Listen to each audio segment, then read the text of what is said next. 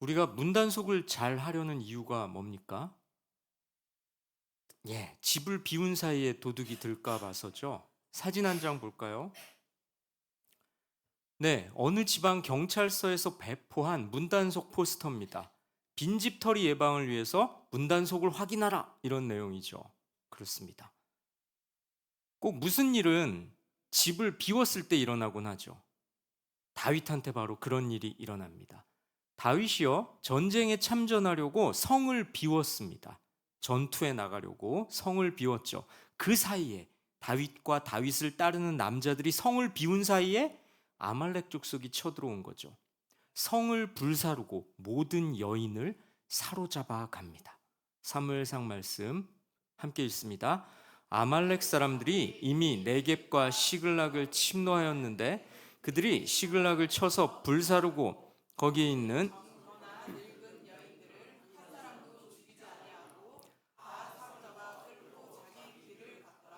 다윗과 그의 사람들이 성읍에 이르러 본즉 성읍이 불탔고 자기들의 아내와 자녀들이 사로잡혔는지라. 다윗이 성에 돌아왔을 때는 이미 성읍이 불타버린 후였습니다. 아내와 자녀들도 잡혀가 버렸습니다. 다윗이 없는 무방비 상태에서 속수무책으로 당한 거죠. 침노했다는 건요, 갑자기 습격했다는 뜻입니다. 기습을 해서 사람과 재산을 뺏어갔을 때 쓰는 단어죠. 말 그대로 망연자실할 상황입니다. 젊, 네. 젊거나 늙은 여인들은 한 사람도 죽이지 아니하고 다 사로잡아 끌고 자기 길을 갔더라. 사로잡아 간 건요, 인정이 많아서가 아니라 다른 나라에 노예로 팔려고 한 겁니다. 세상에, 내 사랑하는 어머니, 아내, 딸이 이방 족속의 노예가 되다니 억장이 무너질 일이죠. 백성들은 통곡을 합니다. 이어지는 말씀 함께 읽습니다. 다윗과 그와 함께한 백성이 울 기력이 없도록 소리를 높여 울었더라. 다윗과 온 백성이 함께 웁니다. 너무 울어서 더 울 힘이 없을 정도로요. 과연 그렇지 않았겠습니까? 집은 불타버리고 처자식은 잡혀갔으니 말이죠. 백성들의 지도자 다윗도 함께 눈물을 흘립니다. 다윗의 식솔들도 마찬가지로 잡혀갔거든요. 그런데요, 다윗의 눈물에는 슬픔 말고도 여러 감정이 담겨 있었을 겁니다. 어떤 감정? 아, 내가 왜 그랬을까? 자기 성읍을 무방비 상태로 비워놓은 자신의 실책에 대한 자책감이죠. 그뿐이 아닙니다. 사실 따지고 들자면요, 이런 큰 일이 생긴 궁극적 원인은 다윗이 블레셋으로 도피했기 때문이거든요. 눈앞의 안전을 위해서 말입니다. 무슨 말이냐? 다윗은 사울한테 쫓기는 상태였습니다. 다윗은 생각하기를 사울의 추격으로부터 가장 안전한 곳은 블레셋이다, 이렇게 마음 먹고 블레셋으로 망명한 상태였습니다. 다시 말해 다윗은 지금 이방 나라 블레셋 왕의 신하인 겁니다. 다윗으로서야 불안하고 두려우니까 그런 선택을 했겠지만요, 이건 하나님께서 절대 기뻐하실 리가 없는 일이죠. 이방 나라 왕의 신하를 자처해서 들어가다니. 비록 사울에게 쫓기더라도 다윗은 하나님의 보호하심과 인도하심을 믿고 버텼어야 했던 겁니다. 자, 모든 실속들이 무자비하게 잡혀간 황망한 상황에서 다윗은 자신의 지난 선택이 잘못이었음을 다시 한번 깨달았을 거고요, 이루 말할 수 없이 큰 자책감이 몰려왔을 겁니다. 나 때문에 이런 끔찍한 일이 벌어졌구나. 나를 따르는 백성들이 나 때문에 이런 비극을 겪는구나. 그런데요, 백성들은 슬퍼하기만 한 게 아니었습니다. 자신들의 분노를 다윗을 향해 표출하죠. 말씀 함께 읽습니다. 다윗의 두 아내 이스라엘 여인 아히노엠과 갈멜 사람 나발의 아내였던 아비가일도 사로잡혔더라. 백성들이 자녀들 때문에 마음이 슬퍼서 다윗을 돌로 치자 하니, 이 사태의 책임이 다윗에게 있다고 생각한 거죠. 마을을 비워둔 채 군사들을 데리고 나간 거, 약탈을 생업으로 삼는 아말렉 사람들의 신경을 건드려 놓은 거, 이 모든 게 다 다윗의 잘못일 뿐더러 자기들을 지켜줘야 할 보호자, 지도자로서의 사명을 다윗이 제대로 수행하지 못했다고 생각한 거죠.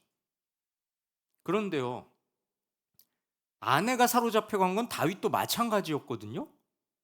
하지만 백성들은 아랑곳하지 않습니다. 다윗을 돌로 치자. 낙심한 백성들에 의해 다윗은 죽임을 당할 위기에 처하죠. 얼마 전까지 다윗을 칭찬하면서 따르던 자들이 이제는 다윗을 돌로 치려 합니다. 다윗은 일생일대의 위기에 봉착하죠. 말씀 함께 읽습니다. 다윗이 크게 다급하였으나 그의 하나님 여호와를 힘입고 용기를 얻었더라. 크게 다급했습니다. 큰 곤경에 빠졌다는 거죠. 절체절명의 위기에 처한 겁니다. 그런데요, 성경은 다윗의 이후의 모습을 이렇게 묘사합니다. 그의 하나님 여호와를 힘입고 용기를 얻었더라. 크게 다급할 때 하나님을 더욱 의지했습니다. 하나님의 신실하심을 붙잡고 용기를 얻죠.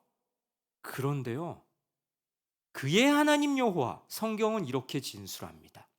큰 위기 상황에서 다윗은 하나님을 자신의 하나님으로 인식했다는 거죠. 다윗이 어떤 마음으로 하나님을 신뢰했는지 잘 보여주는 표현입니다. 그렇습니다. 다윗은요, 백성들을 설득하거나 회유하려 들거나 구차한 변명을 늘어놓지 않았습니다. 하나님께 이 어려운 상황을 전적으로 맡기고 하나님의 도우심을 바랐죠. 이런 모습은요, 심히 다급할 때 무당을 찾아갔던 사울과는 대조되는 모습이죠. 사울은요, 블레셋이 쳐들어오려고 하니까 하나님을 찾지 않고 두려움에 사로잡힌 채 무당을 찾았거든요. 어떻게 하면 좋을지, 블레셋이 쳐들어오니까 어떻게 하면 좋을지 무당을 통해 확인받으려 했다는 겁니다. 성도 여러분, 여러분은 어떠십니까? 크게 다급할 때 하나님을 더욱 의지하십니까? 세상의 것들을 찾습니까? 하나님을 의지한다는 건요, 그저 불을 꺼줄 소방수를 찾는 것과는 다릅니다. 자동 판매기에 동전을 넣으면 딱 내가 원하는 결과물이 나오듯이 내가 내 마음대로 벌려놓은 일 수습해달라고 하나님께 부르짖는 것도 아닙니다. 위기 상황에서 하나님을 찾는다는 건요, 하나님을 그 무엇보다 우선순위에 둔다는 겁니다.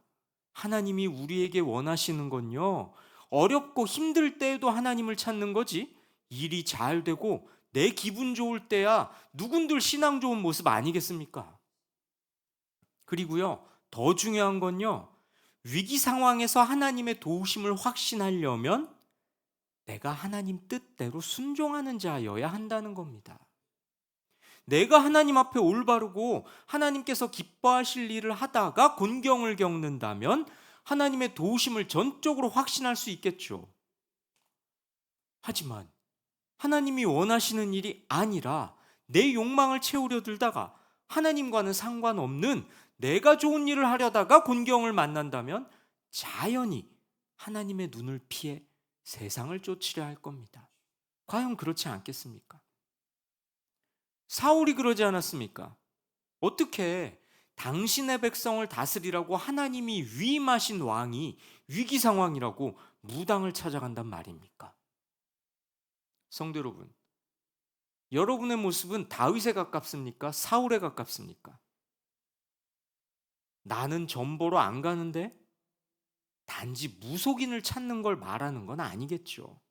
하나님 외에 다른 것들이 문제를 해결해 줄 것처럼 생각하고 그것을 통해 방법을 찾으려 들고 그것들에 창념한다면 그건 하나님을 아주 불쾌하게 만드는 거고요. 그게 바로 사울을 따라하는 겁니다. 그리고요, 저 구절 잘 보세요. 다시 한번 읽겠습니다. 백성들이 자녀들 때문에 마음이 슬퍼서 다윗을 돌로 치자 하니 다윗이 크게 다급하였으나 그의 하나님 여호와를 힘입고 용기를 얻었더라, 이렇게 말하고 있는데요, 사실 상황은 아직 달라지지 않았습니다. 집이 불타버리고 식솔들이 납치당한 그 상황 자체는 그대로라는 거죠. 백성들의 분노도 여전했을 겁니다. 여지껏 자신을 왕이라면서 추종했던 백성들, 소리 높여 찬양했던 백성들, 간이든 쓸개든 다 빼서 왕이시여 이렇게 내줄 것 같던 그놈들이, 그러다가 하루아침에 돌변해서 자신을 돌로 쳐 죽이려고 하는 그 백성들, 그 무리들한테서 느끼는 배신감, 인간적인 회의감, 리더로서 겪는 지독한 고독, 여전히 다윗의 마음속에 또아리를 틀고 있었을 겁니다. 하지만 다윗은 어땠다고요? 그의 하나님 여호와를 힘입고 용기를 얻었더라. 그렇습니다. 상황은 비록 달라지지 않았더라도 자신의 배후에 계신 하나님, 자신과 언약을 맺으셨던 하나님, 그분을 향한 신뢰를 잃지 않는 것, 그리고 새롭게 일어설 용기를 얻는 것, 다시 시작할 힘을 내는 것, 그것이 바로 하나님이 우리 믿는 자들에게 요구하시는 믿음이죠. 자, 용기를 얻은 다윗, 이제 이렇게 처신합니다. 말씀 함께 읽습니다. 다윗이 아히멜렉의 아들 제사장 아비에달에게 이르되 원하건대 에봇을 내게로 가져오라. 아비아달이 에봇을 다윗에게로 가져가매 제사장에게 지시합니다. 에봇을 가져오라고요. 에봇이 뭐냐면요, 대제사장이 입는 의복인데요, 당시에는 대제사장이 하나님의 뜻을 물을 때 저 의복을 사용했습니다. 다윗은 하나님의 뜻을 물으려 했던 거죠. 뭐에 대해서? 말씀으로 확인합니다. 함께 읽습니다. 다윗이 여호와께 묻자와 이르되 내가 이 군대를 추격하면 따라잡겠나이까 하니, 다윗은 여호와 하나님께 묻습니다. 내가 이 군대를 추격하면 따라잡겠나이까? 성읍을 불태우고 여인들을 잡아간 아말렉 족속들을 추격할지 말지를 여쭌 거죠. 다윗은요, 화급한 사태를 만났음에도 불구하고 먼저 하나님의 뜻을 물었습니다. 복수심에 사로잡혀 일을 벌이지 않았습니다. 분노한 백성들을 피해 달아나지도 않았습니다. 백성들을 달래려고 인간적인 꾀를 내지도 않았죠. 기가 막힐 상황에서 다윗이 먼저 한 일은 오직 여호와께 묻는 것이었습니다. 내가 이 군대를 추격하면 따라잡겠나이까? 다윗이 하나님께 묻는 건요, 이 상황이 하나님의 주권 아래 있다는 것, 하나님께서 문제의 해결자시라는 것, 그걸 믿는다는 신앙의 표출이고요. 그뿐만이 아니라 하나님께서 답 주시는 대로 하겠다는 철저한 순종의 의지를 보여준 것이기도 합니다. 그렇습니다. 우리의 기도도 이래야 하는 거죠. 실컷 내 맘대로 살면서 온갖 문제들은 다 일으켜놓고 그러다가 힘이 들면 하나님께 이 상황 해결해 주시기를 요구하는, 마치 뭐 맡겨놓기라도 한 것처럼, 하나님이 나 따라다니면서 내 뒤치다꺼리 해주셔야 되는 분인 것처럼 하나님께 달라고 하는 건 하나님이 귀 기울이시는 기도가 아닙니다. 기도는요, 하나님 말씀대로 하겠다는 순종의 의지를 다지는 거고요, 하나님 뜻에 내 뜻을 맞추는 힘겹지만 복된 길로 들어서는 첫걸음이 기도인 겁니다. 다윗의 기도를 들으신 하나님, 다윗에게 답을 주십니다. 어떻게 답하실까요? 말씀 함께 읽습니다. 여호와께서 그에게 대답하시되 그를 쫓아가라. 내가 반드시 따라잡고 도로 찾으리라. 하나님께서는요, 아말렉 족속을 추격하라고 하십니다.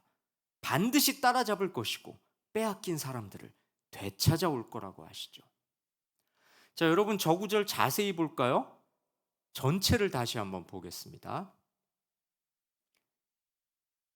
한번 읽을까요? 다윗이 여호와께 묻자와 이르되 내가 이 군대를 추격하면 따라잡겠나이까 하니 여호와께서 그에게 대답하시되 그를 쫓아가라. 내가 반드시 따라잡고 도로 찾으리야.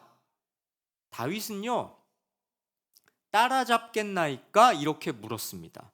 그런데 하나님께서는 반드시 따라잡고 도로 찾으리라, 따라잡을 뿐만 아니라 빼앗긴 사람들을 되찾을 거라고 덧붙여서 말씀해 주시죠. 하나님의 이 말씀이 다윗한테 얼마나 힘이 됐을까요? 자, 하나님의 말씀에 힘을 얻은 다윗, 그들을 추격해 따라잡습니다. 그리고 공격하죠. 말씀 함께 읽습니다. 다윗이 새벽부터 이튿날 저물 때까지 그들을 치매 낙타를 타고 도망한 소년 400명 외에는 피한 사람이 없었더라. 다윗이 아말렉 사람들이 빼앗아 갔던 모든 것을 도로 찾고 그의 두 아내를 구원하였고, 그들이 약탈하였던 것 곧 무리의 자녀들이나 빼앗겼던 것은 크고 작은 것을 막론하고 아무것도 잃은 것이 없이 모두 다윗이 도로 찾아왔고, 하나님께서는요, 약속하신 대로 다윗이 아말렉 사람들을 물리치고 가축과 가족을 되찾게 하셨습니다. 보십시오. 어려움과 곤경과 괴로움은 있었을지라도 모든 것을 되찾게 되지 않았습니까? 그러니 중요한 건요, 모든 것을 잃었다고 생각될 때 하나님을 굳게 의지하고 낙심하지 말고 계속해서 하나님의 뜻대로 행하는 겁니다. 그러면 하나님께서 보응해 주심을 경험하게 될 겁니다. 어떠한 어려움이 닥쳐와도 우리가 용기와 희망을 잃지 말아야 할 것은, 끝까지 하나님의 뜻을 추구하고 행한다면 잃었던 모든 것을 다시 얻게 되는 회복을 이루어 주시는 분이 우리 하나님이기 때문입니다. 이어지는 말씀 함께 읽습니다. 다윗이 또 양떼와 소떼를 다 되찾았더니 무리가 그 가축들을 앞에 몰고 가며 이르되 이는 다윗의 전리품이라 하였더라. 다윗의 수하들이요, 되찾은 가축들을 앞세우면서 이렇게 말합니다. 이는 다윗의 전리품이라. 무슨 말인가요? 다윗이 뺏어온 거다, 이런 말이죠. 불과 얼마 전까지만 해도 다윗을 돌로 쳐 죽이려 했던 자들입니다. 참으로 변덕스럽고 얄팍하죠. 조금 전까지 다윗도 아내를 빼앗겼기는 마찬가지인데, 그 전까지 다윗을 그렇게 따르다가 다급한 상황이, 황망한 상황이 펼쳐지니까 다윗을 돌로 쳐 죽이려고 했던 자들이 이제는 다윗이 이렇게 되찾게 해줬다, 이렇게 노래를 부르니 말입니다. 힘들 때는 돌 던지고 좋을 때만 존경하는 아침과 저녁이 다른 자들입니다. 어쩌면요, 다윗은 이런 사람들의 모습을 일찍부터 봐왔기 때문에 나중에 정식으로 왕이 됐을 때도 사람이 아니라 전적으로 하나님만 의지했던 걸 수도 있겠습니다. 그래서 시편을 보면 다윗이 하나님을 가리켜서 바위와 같다, 산과 같다, 이렇게 변치 않는 분이시라고 노래한 것이죠. 이렇게 사람들한테 뒤어봤으니까. 어쩌면요, 하나님께서 이런 식으로 다윗을 훈련시키신 걸 수도 있겠습니다. 변덕스러운 인간이 아니라 늘 한결 같으시고 신실하신 당신만을 전적으로 의지하길 바라시기 때문이죠. 성도 여러분, 좋을 때나 나쁠 때나 우리 하나님을 신뢰하는 성도가 되시기 바랍니다. 성도 여러분, 오늘 본문은 성도가 환난을 당할 때 사람보다 먼저 하나님과의 바른 관계를 통해서 문제 해결을 시도해야 한다는 걸 가르쳐 줍니다. 우리 인간은요, 예기치 못한 어려움이 닥쳤을 때 자포자기하거나 일탈하는 모습을 보일 수 있습니다. 하지만요, 그건 신앙인의 모습이 아닙니다. 지금 상황을 지배하고 계신 하나님의 뜻을 따라야 한다는 걸 다윗은 보여줍니다. 성도가 불신자랑 다른 게 뭐겠습니까?